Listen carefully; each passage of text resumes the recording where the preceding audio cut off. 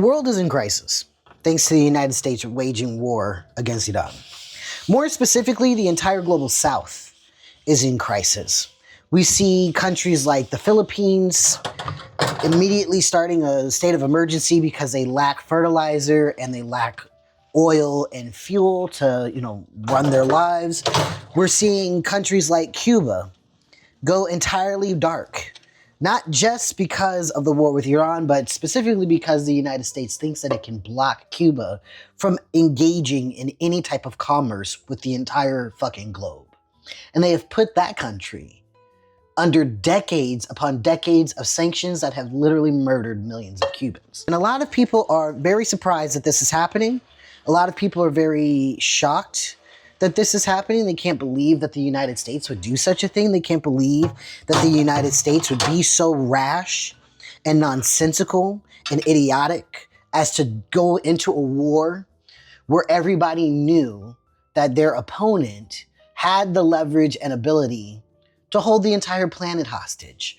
And I think what people aren't really taking into consideration is that the people who run the United States, in addition to the people who run Europe, the entire global north for that matter, these people are the descendants of the very individuals who carved up Africa, carved up the Middle East, and carved up much of Asia with no regard to anybody living on that land.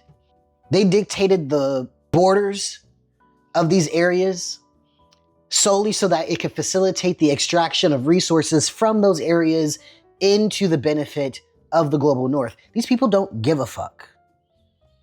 And they're the descendants of people who do not give a fuck. Of course, the United States would see itself waging this war as a positive.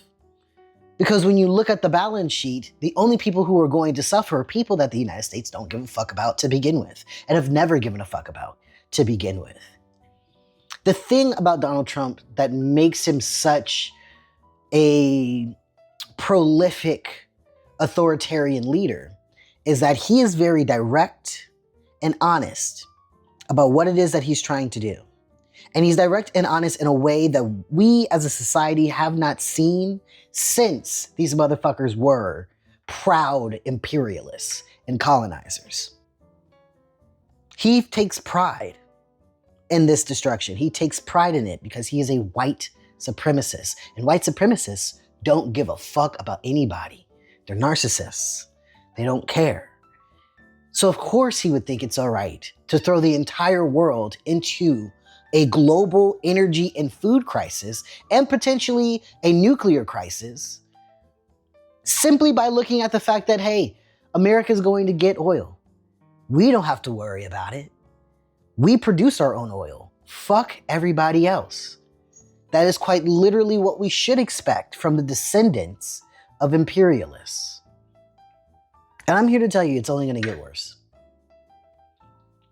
The more we allow for these people to continue to live under this fantasy that they are superior, be it because of their skin color or the size of their bank account, the more we allow for this to happen, the worse things are going to get. And the first people who are going to experience the downfalls, the first people who are going to experience the deaths are going to be the people of the global south. And then as it creeps up into the global north, it will be the people at the bottom of the societies within the global north.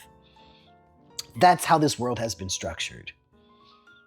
And until we do something about it, that's how it will continue to be. But I want everybody to understand that this is a choice we are making. We are making a choice to play along.